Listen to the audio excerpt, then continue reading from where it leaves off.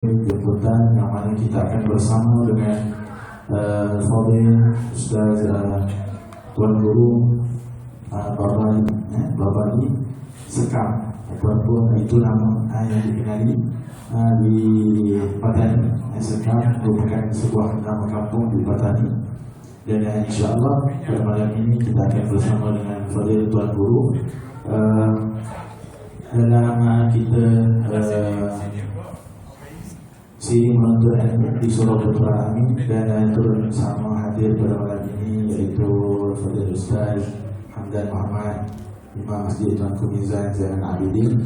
Dan sebelum kita mulakan majlis pada malam ini, saya mohon kepada tuan-tuan dan hadirin sekalian untuk duduk lebih rapat di hadapan, insya-Allah. Semoga kita semua diberkati oleh Allah Subhanahu wa taala. Tanpa meninggalkan masa majlis, mempersilakan dan menjemput Fadil Tuan Guru Babani untuk menyampaikan kuliah pada malam ini. Fadil masykur.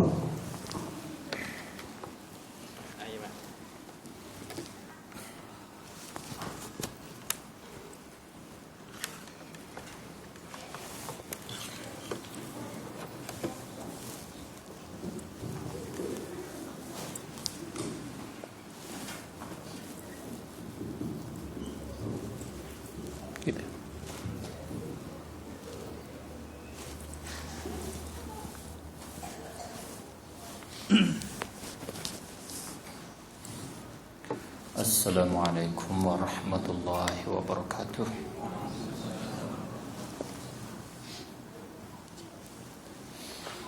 A'udzu billahi minasyaitonir rajim.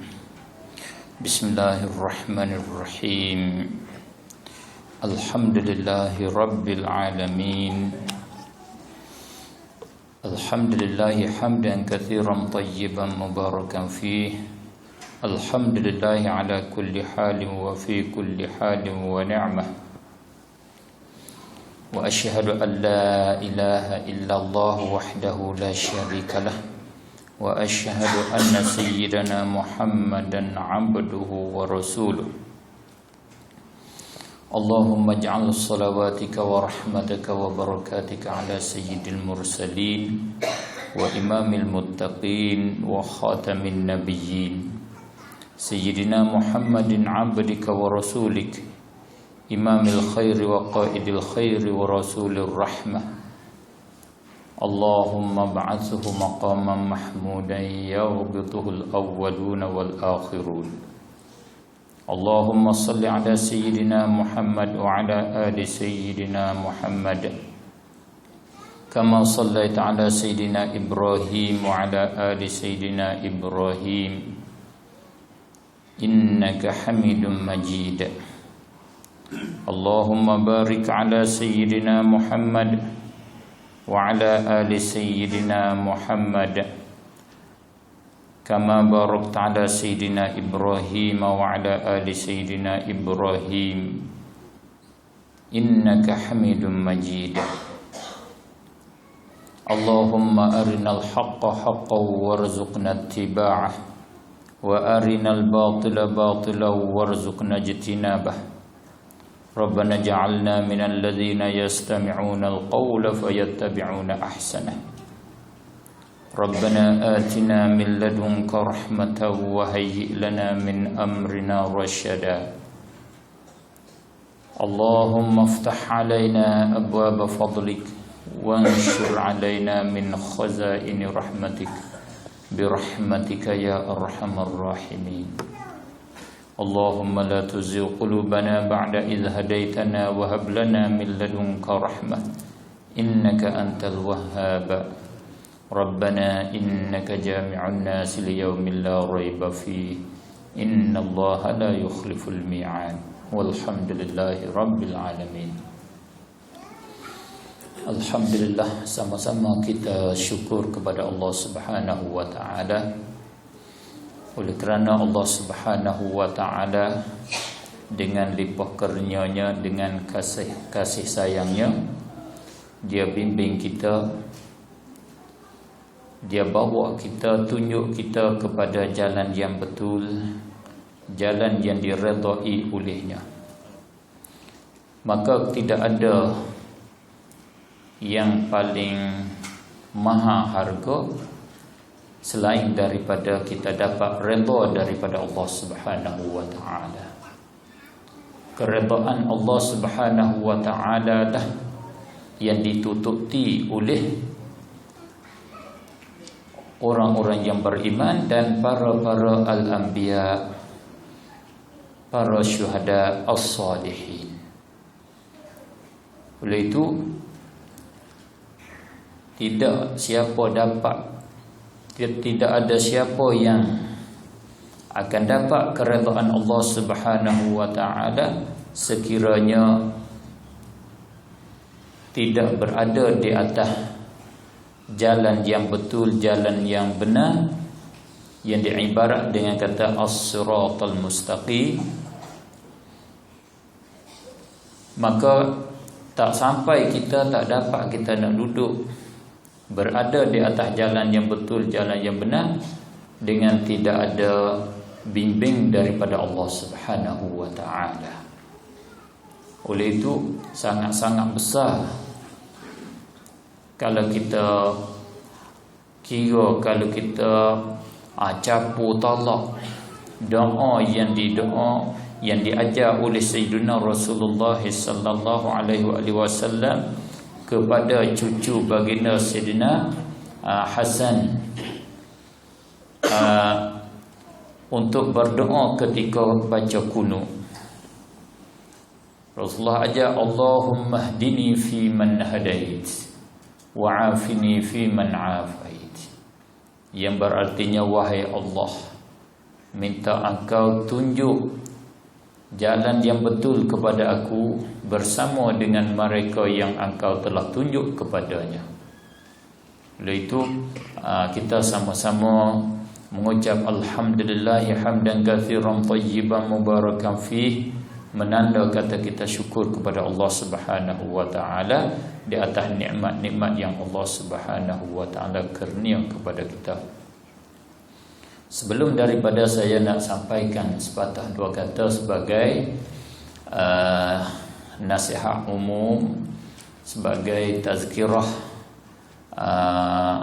agama sementara kita menunggu nak bersolat Isya, lebih dulu saya minta ampun dan maaf di atas apa yang berlaku kekurangan daripada saya. Dan lebih dulu saya terima kasih banyak-banyak kepada ACK ataupun ahli jabatan kuasa surau yang mana sudi menerima saya pada malam ini sebagai tetamu untuk bagi tazkirah pada malam ini. Yang sebenarnya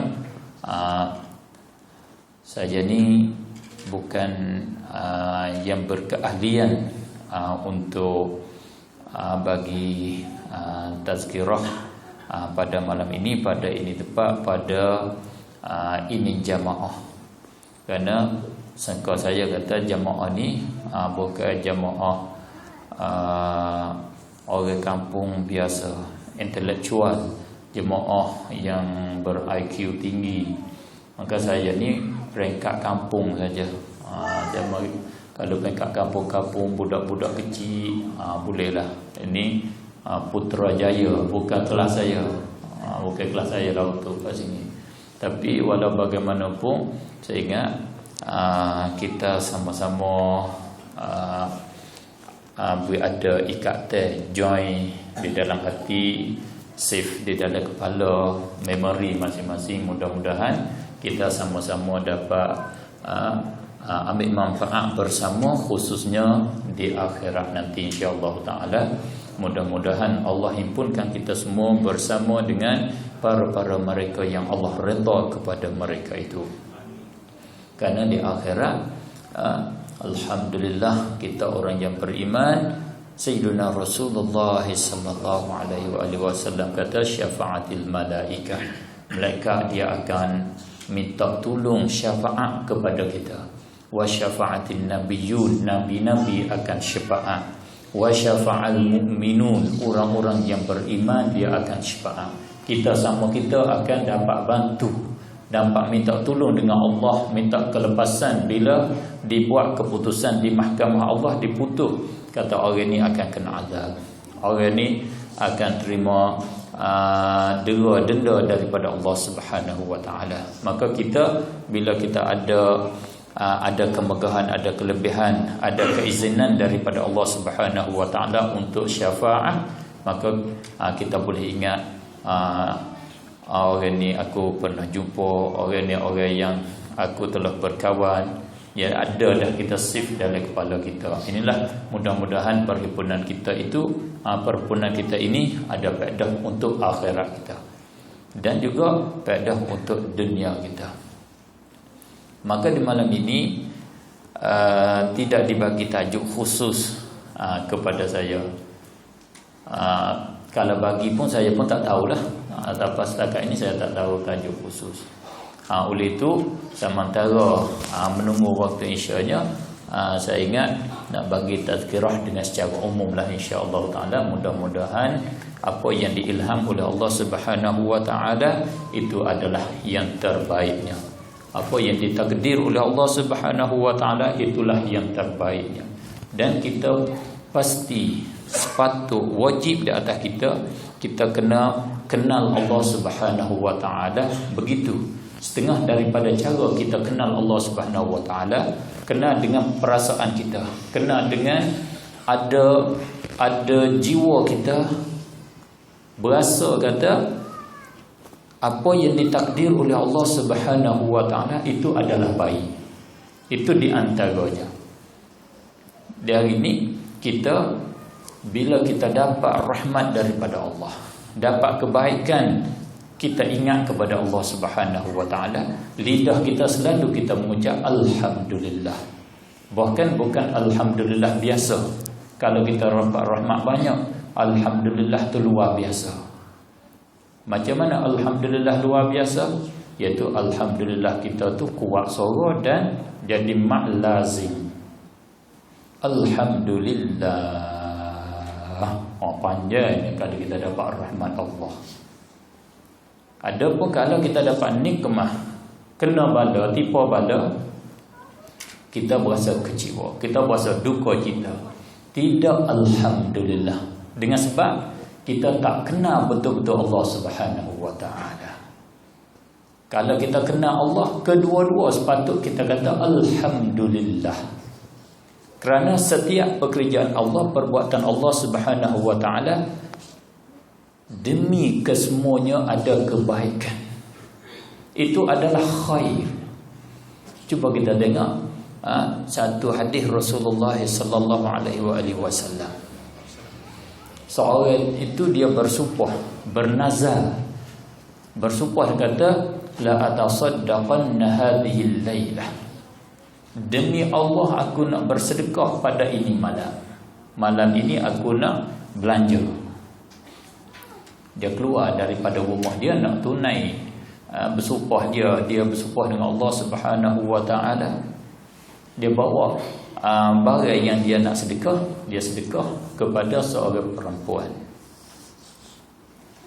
Kemudian di waktu pagi manusia ramai pakat bercakap, kata semalam disedekah kepada perempuan pelacur, seorang perempuan si pezina. Sepatutnya tak boleh sedekah kepada perempuan si pezina. Ada seorang apa orang itu seolahnya kata begitu, mengumpahnya, tak fahamnya, tak kenal orang sedekah kepada si pezina. Maka bila sampai khabar dengar kepada dia, dia kata Allahumma lakal hamdu.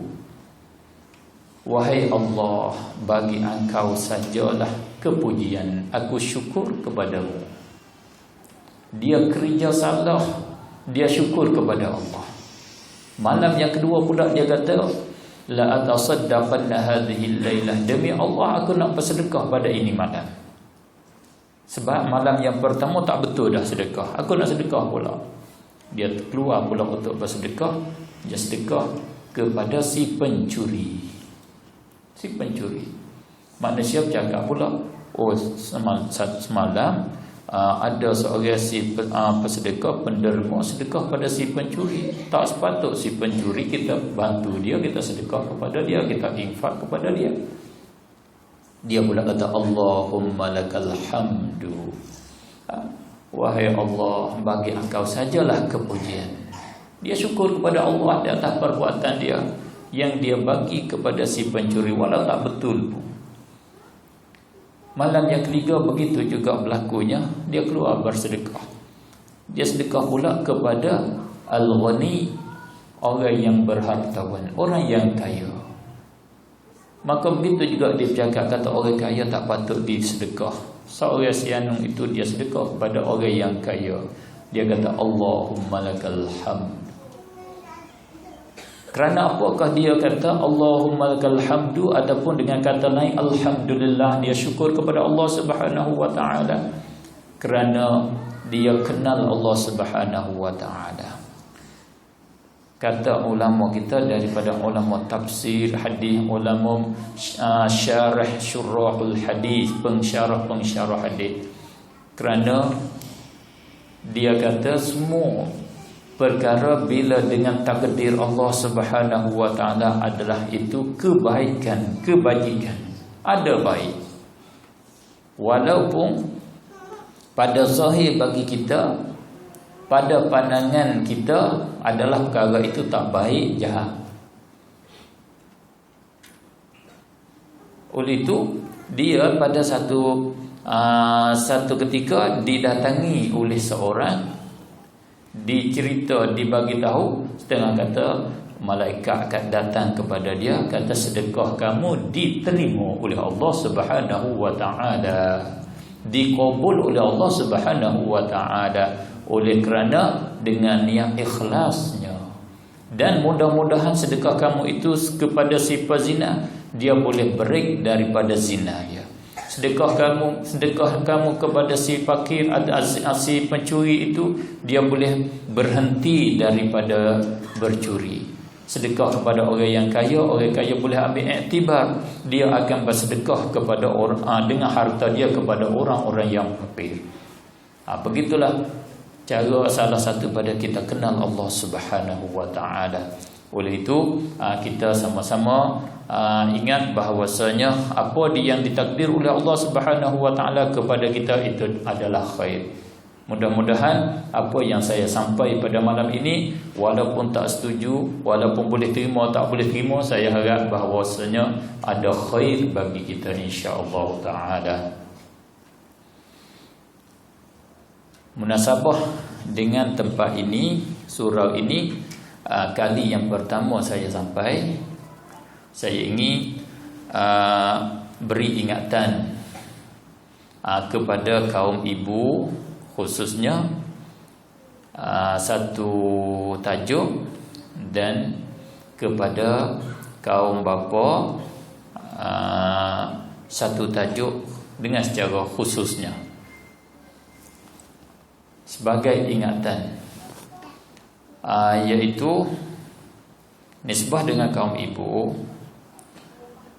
Patut kita ingat, patut kita baiki apa yang apa yang salah, apa yang tak betul ada pada kita. Begitulah, bukan kata kaum ibu saja, kaum ibu, kaum bapa, siapa saja pun setengah daripada perkara yang wajib. Tiap-tiap perkara yang wajib adalah perkara itu perkara yang baik untuk kita. Tentu perkara yang diperlu oleh Allah, diwajib oleh Allah Subhanahu wa taala, ataupun perkara yang disuruh di dalam agama adalah perkara yang baik bagi kita, untung bagi kita ke semua. Lebih-lebih lagi kita kata, cuba tengok dunia maju sekarang lah ni, boleh buat kajian ke semuanya. Orang ahli sains boleh buat kajian ke semua arahan, suruhan yang di dalam agama ada kebaikan, Ada kebaikan. Ada dibuat kaji katanya ibadat puasa contohnya. Ibadat puasa kita ini adalah satu kebaikan untuk tentang kesihatan kita. Kita puasa satu hari, Allah menjadikan di dalam titik darah kita satu butir. Jadi satu darah yang mempertahankan virus-virus, mempertahankan kuman-kuman penyakit. Satu hari satu butir, satu titik darah yang boleh mempertahankan, dia boleh jadi jadi askar untuk jaga, jadi penjaga daripada kuman-kuman penyakit. Oleh kerana demikian, syarat suruh puasa 1 bulan Ramadan, 6 hari bulan Syawal. Siapa puasa begitu seperti puasa setahun. Artinya boleh mempertahankan virus setahun, boleh mempertahankan kuman setahun. Cuba kita tengok. Suruhan agama, arahan agama adalah baik bagi kita. Sangat-sangat baik. Tekanan darah yang paling baik sekali, yang boleh hatta sampai kepada anggota kita yang berhajat kepada darah, adalah keadaan kita sujud. Di masa sujud, jantung kita dia sembuh, dia tekan darah sampai habis kepada hujung jari ke semuanya. Oleh itu patut kita sujud biar lama, supaya darah kita tu berjalan sampai pada tempat-tempat yang tak sampai. Kadang darah kita dia U-turn, tak ada siapa tempat U-turn U-turn kat kepala gitu, nak makan bendu dia tu. Kalau dia sampai molek dia U-turn lepas, jadi tak ada bahaya lah. Kalau itu masa darah kita dia nak U-turn mari kat hujung jari ni, masa mana yang paling bagus sekali dia U-turn? Iaitu ketika kita sujud. Kalau tidak, dia mari sekerak jalan, boleh dah dia nak U-turn tapi tak berapa bagus sangat, maka kat hujung-hujung ni tak berapa sampai. Itulah kita tak sihat, kurang sihat. Saya di sana ada seorang daripada Bomo, dia panggil Bomo, dia panggil Doktor Kemini, Cina, orang Melayu, tapi dia pergi masuk hubungan Kemini masa Malaysia tu, pergi dengan Kemini dulu. Dia pun satu daripadanya, masuk daripada grup jadi Kemini. Orang yang sakit, satu orang patah tulang, mata kelabu, dia tak berobat dengan cara makan ubat dada. Dia kata ini salah satu daripada puncanya kerana pancaran darah, sembur darah tak sampai kepada tempat yang patut disampai. Setengah daripadanya ke hujung jari. Saya pergi kat sama dia, tunjuk jari dia. Tunjuk jari dia tahu. Ni jari ni darah tak sampai. Jari ni darah tak sampai. Mu ni sakit pinggang. Pinggang sebelah balik kiri, mu pinggang sebelah balik kanan. Dia tengok darah tak sampai kat sini. Dia berubat macam mana? Dia picit. Dia kapit kuku kita ni supaya dia tarik darah mari. Kata masa dia tarik ni, dia kata kalau kamu nak gocoh pun gocohlah aku. Dia kata mu nak tumbuk pun tumbuklah. Kita nak tumbuk tak boleh, kena tarik mari semula. Sakit dia tarik sebab darah tak sampai. Kalau dari biasa darah sampai, dia picit pun tak sakit, kerana darah kita setengah tak sampai. Oleh itu ketika sujud tu yang darah dia sampai, itu tambah selamat, tambah sihat bagi kita. Ini kaji sains, kaji yang jadi wakil, jadi realiti. Oleh itu apa yang ditutup di dalam agama itu adalah kebaikan bagi kita, dunia kita dan akhirat kita. Akhirat memang dah Allah ada berjanji. Ini sebagai bukti kata agama kita adalah agama dari Allah. Agama yang kita bawa, agama yang betul, yang patut kita dakwah dan patut kita mempertahankan agama yang betul ini. Maka satu kesilapan yang di dalam mazhab kita Syafi'i terhadap kaum wanita, kaum ibu khususnya, tentang tudung aurat, tutup aurat. Memang tutup aurat adalah satu perkara yang disuruh dalam agama dan perkara baik. di dalam kita hidup di dalam dunia, kebaikan untuk dunia kita. Kaum ibu wajib di atasnya tutup aurat, tudung aurat sekalian badannya di dalam sembahyang dan di luar sembahyang. Tetapi yang saya nak sentuh pada malam ini tentang aurat di dalam sembahyang. Yang nyata silapnya mengikut kaedah di dalam mazhab kita Syafi'i, orang perempuan dia tudung aurat kurang sempurna. Karena kita maklum orang perempuan di dalam solat dia boleh buka muka dan dua tangan saja. Tangan dia dari hujung jari sampai kepada pergelangan. Muka boleh dia buka. Yang lain daripada itu wajib tutup dengan sesuatu yang menegahkan nampak warna aurat. Maka kebanyakan perempuan dia tudung tutup aurat, dia letak kain telekung dia, sakuk kain telekung dia di bawah dagu, ditekak kat halkum. Begini lebih kurang. Dia letak kat situ. Dia sakuk kat sini mudah. Sini tempat penyangkut dah ini. Maka telah maklum di dalam fiqh kita Syafi'i, daripada tulang dagu sampai kepada sini bukan muka. Ini nama terbuka aurat kat sini. Terbuka.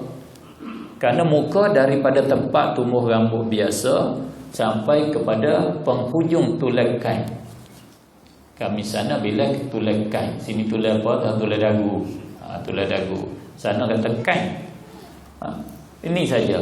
Maka di bawah dari tulang kain sampai kepada tekak ni, ini aurat yang wajib tudung. Kita sama-sama sampaikan.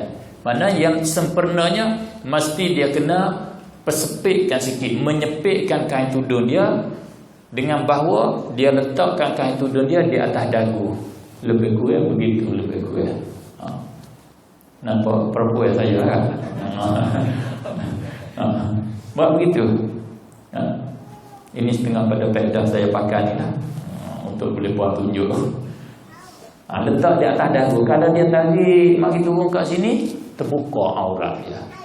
Tolong sampaikan kepada yang tak sampai lagi. Dan kita pun sama-sama orang lelaki ni pun tolong kita sampaikan kepada kaum ibu kita, anak kita, cucu kita yang belum sampai lagi. Mudah-mudahan ini satu daripada amalan kebaikan kita. Suruh ma'ruf, tegah mungkar. Itu di antaranya untuk kaum ibu. Yang lain lagi tu banyak dah si penceramah dok bagi amaran, dok tazkirah kepada kita. Sekiranya kalau kita sudah terima segala isi penceramah yang disampaikan pada kita, saya rasa tak hajat kepada ada kuliah pada malam ini. Sudah cukup dah. Sepatutnya begitu, tak payah ada dah. Malam ini tak payah ada. Saya tengok ni bukan yang berumur muda-muda saja dah ni. Ada yang tak ada yang umur 15. Kalau ada pun bawah pada 15 saya nampak ni. Kalau bermula daripada 15, bermula pada 15 sampai 50, berapa tahun dah kita sudah dengar ceramah? Berapa ribu ceramah yang kita dengar ceramah? Berapa ribu bayar, berapa ratus bayar? Tetapi kita tak boleh terima lagi. Itu menunjukkan degilnya kita, kerah perutnya kita. Bukan kerah kepala, kerah perut. Kerah kepala tu boleh duduk lagi, kerah perut tu hak sangat. Sebab tu kita kata budak-budak yang nakal, budak ni kerah perut. Sebab apa? Sepatut perut ni dia lembut saja. Tapi bila tak dengar nama kerah perut. Memang bukan budak saja dah kerah perut, orang tua juga kerah perut. Tahu mana? Sebab dengan ceramah 20 kali dah tak boleh ikut lagi. Bukan kerah perut saja, kepala pun kerah, perut pun kerah, lidah pun kerah. Baca Fatihah pun tak berapa betul, tak betul, kerah ke semua dah. Sebab tu saya kata dengan saya suka-suka lah. Banyak kalau dengar cakap buah ramai-ramai begini, selalu sebut kata budak-budak sekarang ini, budak sekarang ini lebih teruk, lebih apa bagai saya tak ada bahasa nak sebut, lebih jahat, lebih tak reti daripada budak-budak zaman dulu. Bahasa Petani kata zaman dulu. Zaman tu bahasa Arab zaman, tapi dia bukan zai jadi zaman dulu. Zaman dulu, masa dulu. Begitu selalu dicakap. Serata tepat. Bila tepat berbuah begitulah. Budak sekarang ni Allah ma'arbat lah, pil kuda lah, air daun ketong lah. Oi, tak faham. Teruk budak sekarang ni. Oleh itu saya kata budak sekarang ni teruk, tetapi pada pandangan saya budak zaman dulu lebih teruk daripada budak sekarang learning lagi. Saya kata. Sebab apa saya kata gitu? Sebab budak zaman dulu dia sudah melalui pengalaman, dia sudah belajar, dia sudah cerdik, IQ dia sudah sempurna 100% dah. Umur 50, 60 dah budak zaman dulu. Dia tak erti lagi budak zaman dulu. Teruk pada budak zaman learning lagi. Ni budak zaman dulu semua ni. Ni budak zaman dulu. Erti kita ni? Tak erti. Lebih pada budak zaman lah ni. Budak zaman lah ni tak apa umur 15 ya. Dia tak pernah fikir lagi. Budak zaman dulu 50 tak erti lagi. Dia dengan ceramah 40 kali tak erti lagi budak zaman dulu. Teruk daripada budak zaman learning lagi. Cuba kita kira. Betul tak? Plus apa saja tu betul dah. Tak betul, kalau betul minta maaf lah. Kalau tak betul apalah. Kalau betul minta maaf. Minta maaf banyak-banyak kepada budak zaman dulu. Begitulah. Sebab tu kita sudah jadi budak zaman dulu ni, kita kena faham dah lah. Kenapa? Sebab kita cerdik dah. 2 campur 2 kita betul dah. Budak lah ni 2 campur 2 yang tak betul lagi. Katalah 2 campur 2 betul. Kalau 20 campur 32, dia payah nak kira. Kita boleh kira dah. Kita sudah lalu banyak dah pengalaman kita. Begitulah. Maknanya apa isi ceramah yang telah disampaikan semua adalah baik. Betul ke semuanya? Tak ada yang tak betul. Kalau tajuk nasihat, adapun kalau tajuk hukum, kalau tajuk hukum itu memang ada betul, ada tak betul. Dia bagi 2 apa? Nasihat ad-diniyah dan ada ahkam asy-syar'iyyah, hukum-hukum syarak.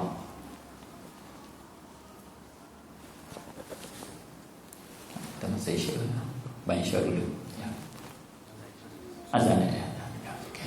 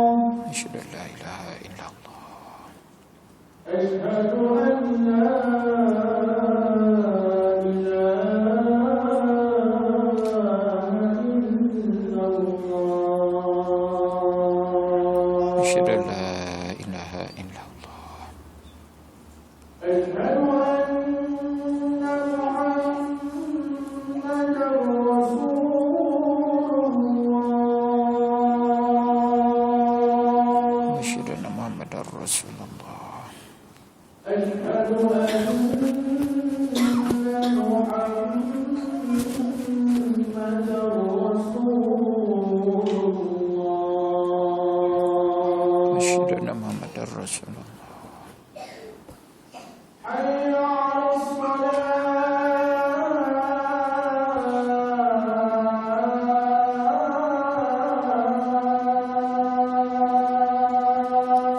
La haula wala quwwata illa billahil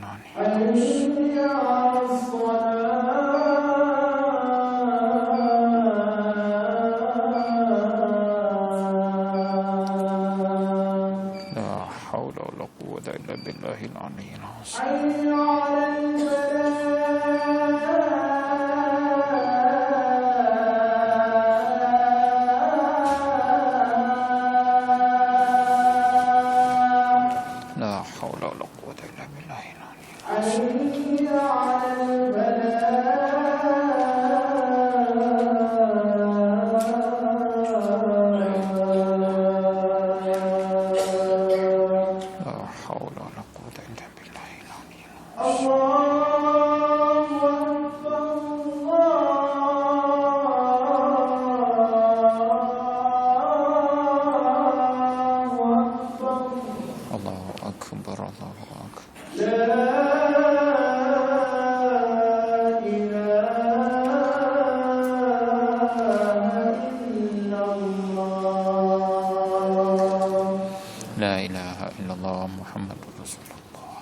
Allahumma rabb hadhihi da'wati tamma wa salatul qayyimah ati sayyidina Muhammadan wa sallallahu alaihi syirafa wa darajatul aliyah wa ba'athuhu maqaman mahmudan alladhi wa'anta innaka la tukhliful mi'ad ya ar-rahmanur rahim.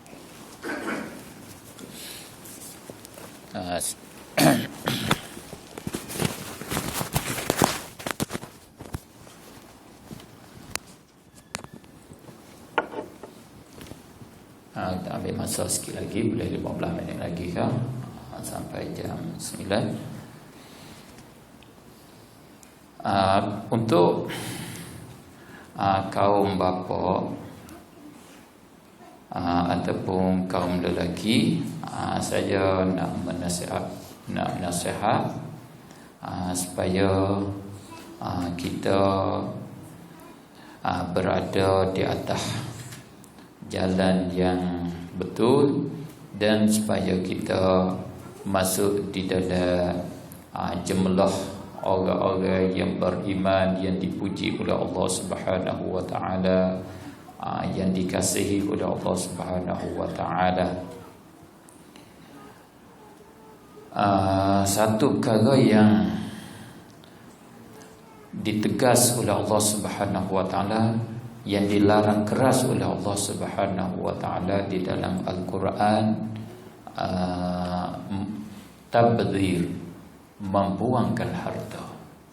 Itu satu perkara yang tegas oleh Allah di dalam Al-Quran, sehingga Allah menghukum di atas orang-orang yang membuangkan harta, yang membazir akan harta, dengan kata ikhwanas syayatin. Allah kata la tubadzir tabdzira, jangan engkau membazir, membuang-buangkan harta, tabdzira sebagai membazir. Allah hukum orang yang membazir, innal mubadzirin, sesungguhnya segala orang yang membazir itu ikhwanas syayatin, segala saudara, segala adik-beradik, segala adik abang bagi hantu. Allah hukum orang yang membazir itu adik abang dengan hantu. Syayatin jamak pada syaitan. Syaitan ialah hantu hak jamak. Hantu hak karut dia panggil syaitan. Kalau hantu dengan secara umum dia kata jin. Jin dia panggil hantu secara umum. Hantu hak baik, hantu hak Islam, hantu hak kafir, hantu hak berjuru, hantu hak karut, dia panggil jin. Kalau syaitan, syaitan al-mutamarrid minal jinn, yang jamak, bahasa Petani kata jamak. Sini boleh faham jamak? Bukan banyak. Zaman ni karut. Dia pencuri, dia apa ni, kata rumah orang macam-macam lah. Tu orang karut dia panggil. Yang karut, yang jahat daripada hantu. Yang ni hantu-hantu yang jahat. Allah hukum orang yang mubazir, adik-beradik, adik abang dengan hantu-hantu hak karut. Oleh itu kita janganlah membazirkan harta kita. Kalau kita bazir harta kita, masuk kita di dalam jumlah orang yang bersaudara, berhubung adik-beradik dengan hantu. Di antara rupa membazir, kita melebihi guna air ketika ambil wudu. Sepatutnya kita ambil wudu 1 liter, kita guna wudu 1 gantang. Itu panggil satu daripada bagai mubazir. Saya nak fokus kepada bazir khususnya kaum kita, kaum lelaki, iaitu kita membakarkan duit pitih kita. Inilah hak mubazir yang banyak kita kaum lelaki. Ramai daripada kaum lelaki, dia bakar pitih dia. Masya Allah. Ini kata bukan budak zaman lah ni, tak. Budak zaman dulu teruk daripada budak zaman lah ni lagi. Umur 50, 60 dia bakar duit lagi. Cidik ke bodoh budak zaman dulu. Bodoh budak zaman dulu. Dia bakar, ya ada cara dua bakar. Ada bakar dengan cara langsung, seperti TV. TV ada TV langsung. Ada TV, hok ambil gambar lama dah. Bakar duit ada bakar dengan cara langsung, ada bakar dengan cara tidak langsung. Tak langsung tu dia kona sikit je, coket sikit, mari lalu. Dia panggil masuk di dalam bagai mubazir. Oleh itu saya harap kepada ahli jemaah kesemua daripada kaum lelaki khususnya, haraplah kita break daripada mubazir. Kerana kalau kita mubazir, kita adalah adik-beradik, adik atau abang dengan hantu hak karut. Oleh itu malam ini saya nak wasiatnya, selepas pada balik surau ni, ambil kertas banyak keping, tulis kat situ, wala tubadzir tabdzira innal mubadzirina kanu ikhwanas syayatin. Kita tempel bahasa petani panggil tempel, ini panggil apa? Tampal. Kita tampal kat pintu bilik kita sebelah dalam, sebelah luar, pintu rumah kita sebelah dalam, sebelah luar, kita tampal kat situ. Tulis terjemah ke bawah tu. Jangan engkau membazir. Kerana orang yang merokok itu adik-beradik bagi hantu. Tulis kat situ. Tulis kat bawah tu tak. Terjemah dia, jangan tulis terjemah orang mubazir, orang merokok. Tulis kat situ. Bila kita nak terbit bilik, apa ni? Nak masuk bilik, apa ni?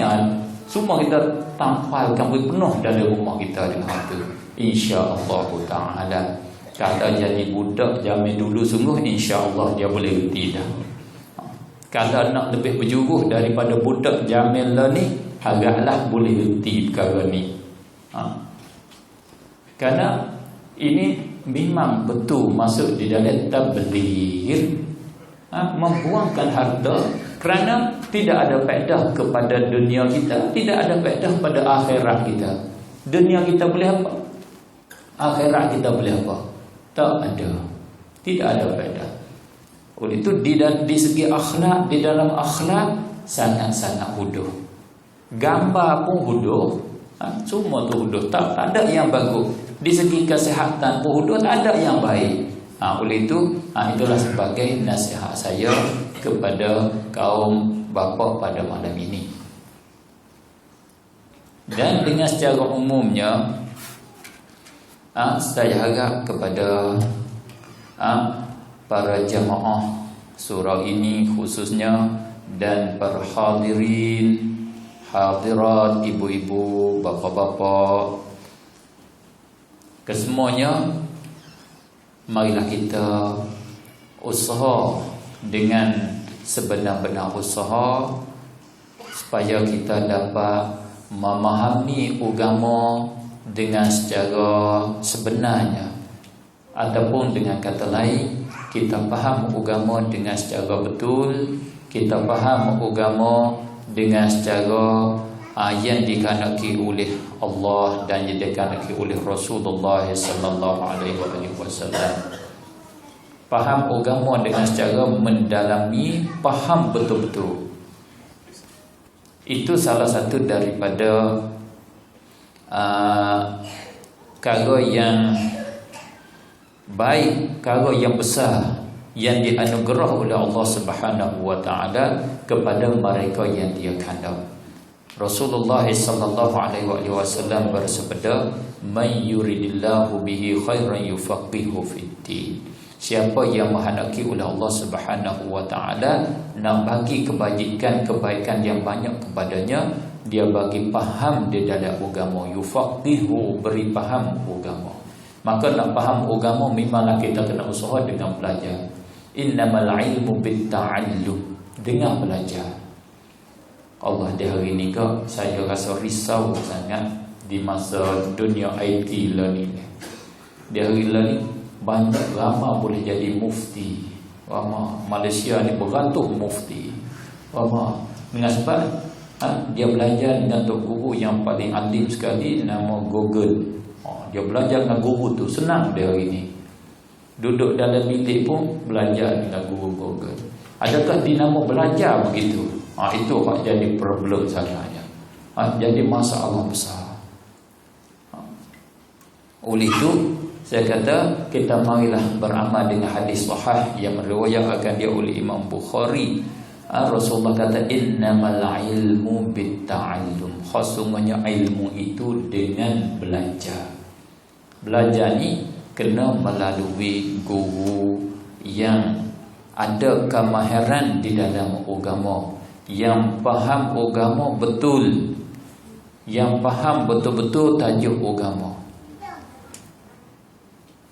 Maka di antara yang jadi isu dan yang jadi tertipu kita, yang kita tak faham. Bila kita tak faham, itulah sebab bagi kita tertipu. Sebab bagi kita masuk di dalam lorong, masuk di dalam perangkap yang ditahan, yang diperangkapkan. Yang di antaranya yang saya nak bagi ingatanlah, mengikut masa tu tak sempat untuk saya nak melanjutkan pada malam ini. InsyaAllah ta'ala, jika diizinkan Allah, jika dikehendaki oleh ahli surah ini, kita akan jumpa di kali yang lain. Hari ini mari tengok-tengok dulu je. Tengok-tengok hidung macung keda, tuai putih keda, lepas tu kita kahwin semula, kita kahwin semula insyaAllah ta'ala lah. Hari ini cuba tengok hidung lah mana. Kalau hidung belok itu tak salah. Kalau hidung kepang pun tak salah. Tengok macung keda, cuba berhati begitulah dulunya. Kita kena ikut salaf. Di antara yang jadi perangkat, kita tidak boleh mengerja bid'ah, tidak boleh mengerja apa yang tidak dikerja oleh Rasulullah sallallahu alaihi wasallam. Dua perkara ni salah satu daripada ataupun di antara perkara-perkara yang jadi punca salah di dalam agama kalau kita tak faham betul-betul masalah agama. Bila ucapan ataupun ucapan perkataan ibarat yang tersebut adalah ibarat yang pada zahirnya bagus, yang zahirnya boleh tulis dengan, pasti ditulis dengan dakwah emas. Kalau ambil dakwah emas tulis, kita mesti ikut orang yang salaf. Kita tidak boleh dikerja, ataupun kita mesti ikut Rasulullah sallallahu alaihi wasallam. Bagus sangat ucapannya, bagus. Tetapi kalau dengan secara fiqh fiddin, dengan secara faham agama betul-betul, maka di dalam ucapan tersebut membawa kepada kita salah besar di dalam agama, silap besar di dalam agama.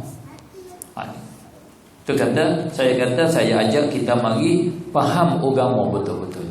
Kalau tak faham, kita silap besar.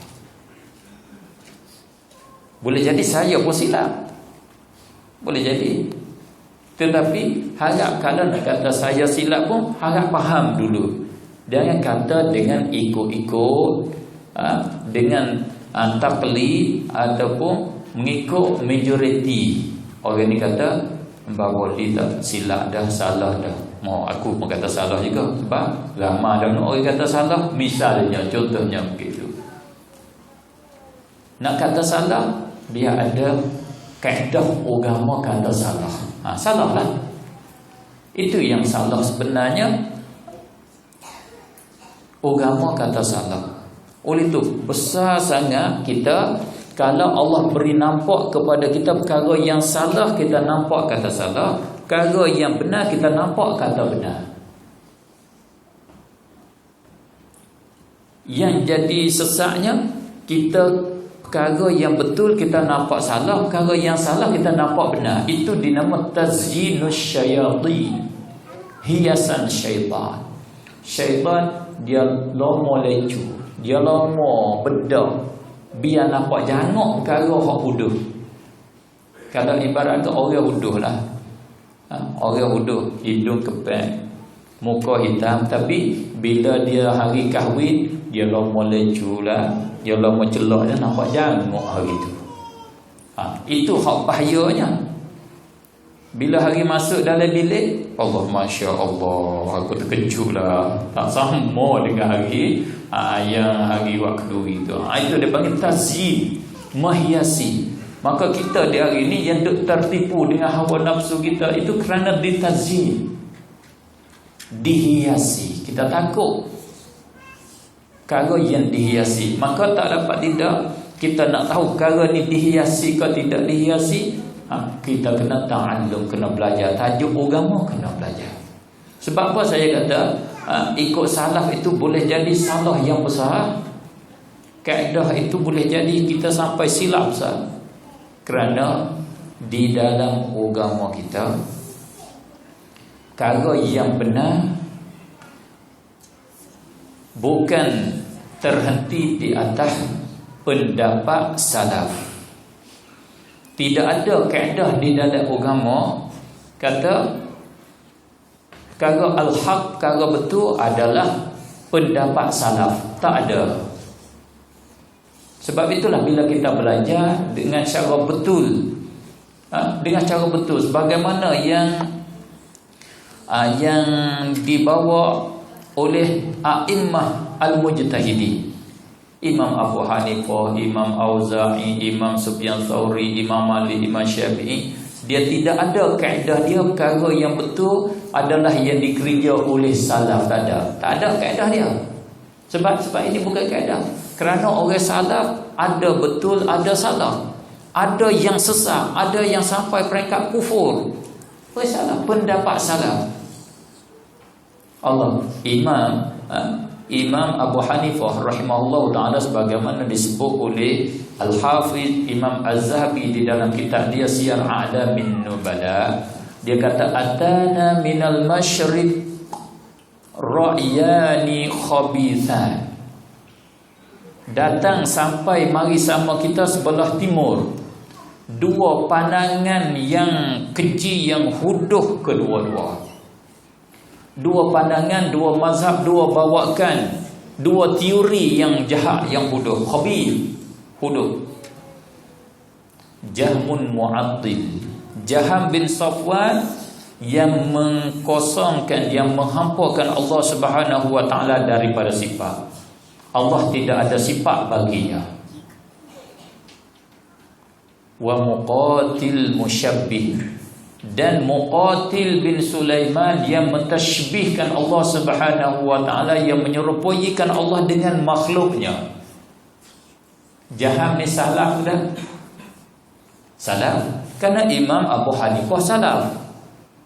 Muqatil salaf dah. Salaf. Kerana semasa Imam Abu Hanifah salaf. Kalau orang semasa dengan dia, orang yang dulu pada dia, memanglah salaf. Kerana Imam Abu Hanifah dia lahir pada tahun 80, dia meninggal tahun 150. Daripada orang salaf. Imam Abu Hanifah salaf, dan Jaham pun salaf, Muqatil pun salaf, Muhammad bin Karram pun salaf. Semua daripada salaf. Maka musyabbihah muncul di masa salaf lagi. Itu kata menyebab bagi kita salah besar, silap besar di dalam akidah, dengan kerana kita ikut salaf. Orang salaf, dia kata, di antara orang salaf, dia kata Allah Subhanahu wa taala mempunyai anggota. Allah Subhanahu wa taala seperti Adam. Seperti Adam. Ini takkan daripada pendapat yang sesat, pandangan yang khabith. Itu teori pandangan yang khabith, walaupun daripada salaf. Oleh itu salaf bukan hujjah syar'iyyah. Itu kita kena faham betul-betul. Khususnya cuba kita tengok tajuk khalqul Quran, makhluk Al-Quran. Tapi di tempat kita tak jadi isu, alhamdulillah. Cuma saya sebut ni supaya jadi contoh, supaya kita faham agama. Kata salaf bukan hujjah syar'iyyah, bukan dalil, bukan boleh kita nak buat neraca ukur betul tak betul. Tajuk khalqul Quran. Quran ni makhluk ke bukan makhluk? Tubik dua pandangan. Tubik dua pandangan daripada pandangan salaf. Orang salaf dua pandangan. Dua grup yang besar tokoh di dalam ahli sunnah wal jamaah. Bukan daripada musyabbihah apa. Daripada tokoh ahli sunnah wal jamaah. Dua tokoh ahli sunnah wal jamaah. Satu kumpulan grup Imam Ahmad bin Hanbal yang bersependapat dengan Imam Ahmad bin Hanbal. Dan satu grup lagi ialah asalnya kawan dengan Imam Ahmad, nama Imam Al-Garabisi, yang berkawan, yang rapi, yang baik dengan Imam Ahmad. Tetapi tajuk, bila ada perselisihan tajuk khalqul Quran, kedua-dua ini bercerai. Imam Al-Garabisi, Abdullah ibn al-Qulla, Imam Bukhari, Imam Muslim, ini satu grup. Grup ni mereka berkata Al-Quran dengan makna kita berlafaz dengan Al-Quran adalah makhluk Allah Subhanahu wa taala. Dengan secara umum, grup ni kata Al-Quran makhluk Allah. Quran dengan mana kalamullah itu bukan makhluk Allah. Quran dengan mana sifat Allah bukan makhluk Allah. Quran dengan mana lafaz, kita baca Al-Quran, tulisan Al-Quran di Lauh Mahfuz, tulisan Al-Quran di kertas dan umpamanya, itu adalah makhluk Allah Subhanahu wa taala. Pendapat Imam Ahmad bin Hanbal dan yang sama dengannya, Al-Quran tidak boleh kata makhluk Allah. Siapa kata makhluk Allah? Jahmi. Orang itu Jahmiyah yang sesat. Siapa kata Quran itu makhluk Allah? Orang itu kafir. Satu riwayat Imam Ahmad kata kafir. Siapa tawakuf, break di tengah, duduk di atas pagar, tak kata Quran makhluk, tak kata Quran bukan makhluk, orang itu pun orang yang kufur ataupun Jahmi. Wal'iyadzabillah. Ini mana dua pandangan. Yang manakah yang betul? Kalau ukuran dengan ambil salah jadi ukuran, mana betul kedua? Betul kedua. Bila betul kedua, macam mana kata orang kata makhluk jadi kafir pula? Ini kata salah bukan ukuran. Bukan ukuran. Yang jadi ukuran, yang jadi neraca al-haq adalah Al-Quran,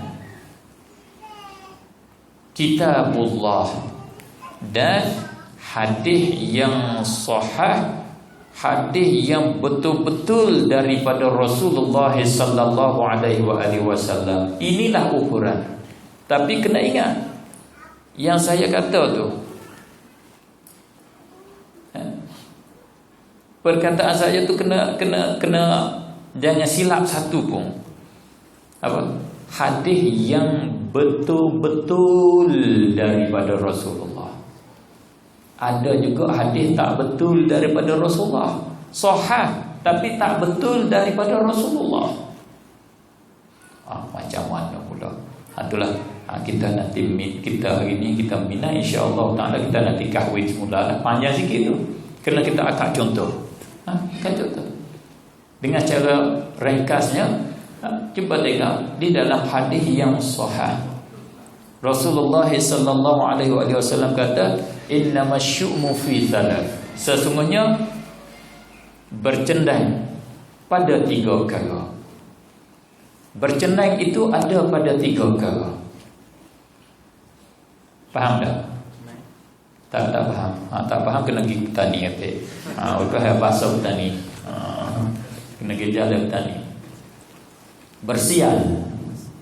Tak faham juga. Sial. Tak faham juga. Yang tak betul tu. Yang betul apa? Bila kita keluar pada rumah, kita nak pergi interview supaya nak naik pangkat ke, ada biawa, ada ular lintas kita. Ni sial ni. Tak boleh ni. Kena balik rumah semula, turun tangga semula. Kena kita balik semula pula. Pula pergi pula sampai tengah jalan. Ibu apa pula lintas pula. Tak betul ni. Tak sampai dah hari tu. Mana itu apa bahasa Malaysia apa? Sial.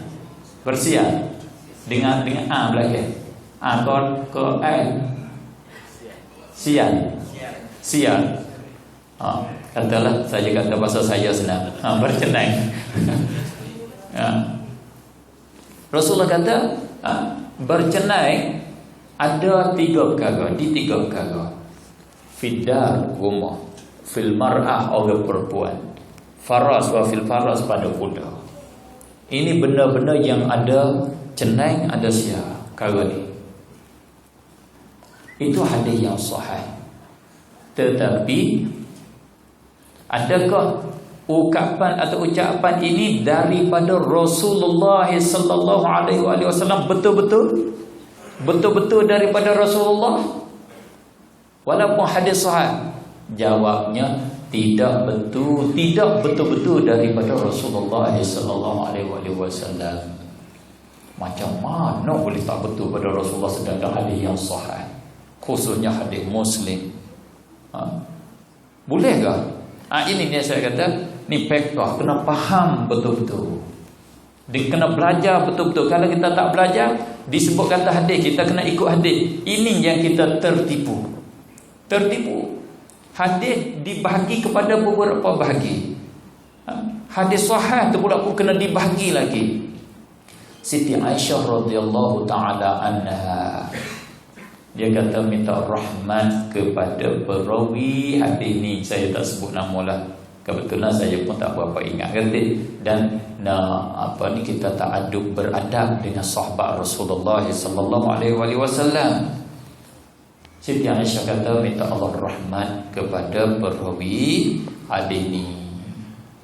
Memang dia bukan sengaja nak dusta di atas Rasulullah sallallahu alaihi wasallam. Dia mari terlewat daripada ucapan Rasulullah pada awal-awal. Dia mari dengar kat tengah. Kuliah mula lepas maghrib tadi. Dia masa-masa bunyi dekat azan Isya, dia mari dia dengar kat hujung. Sebab tu bahaya juga kita ambil kuliah ke hujung-hujung. Bahaya kita faham tak betul. Siti Aisyah kata Rasulullah kata begini, la'anallah al-yahud.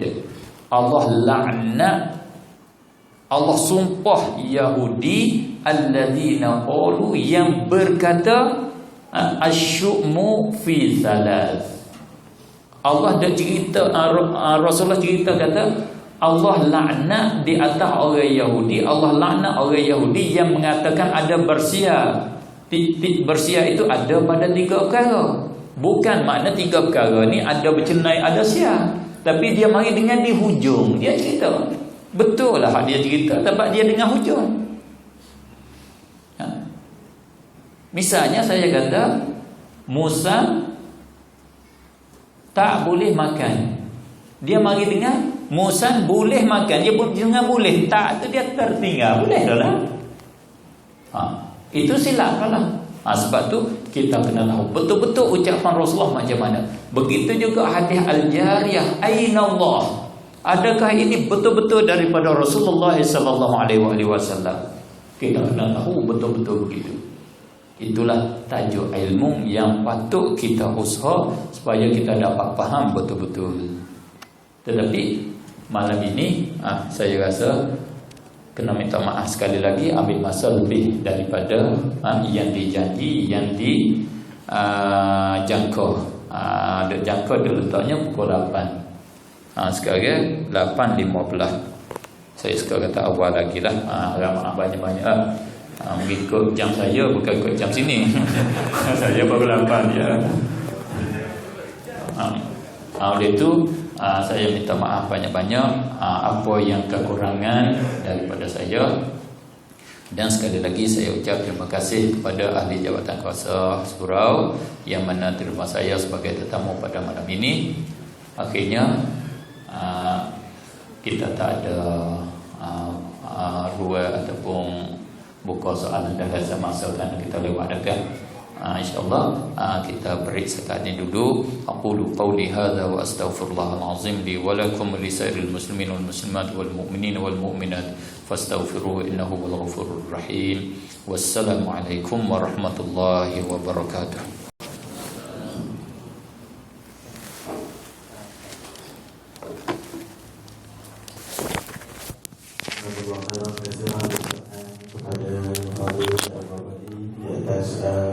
Kuasaan ilmu, nasihat agama bagi semua.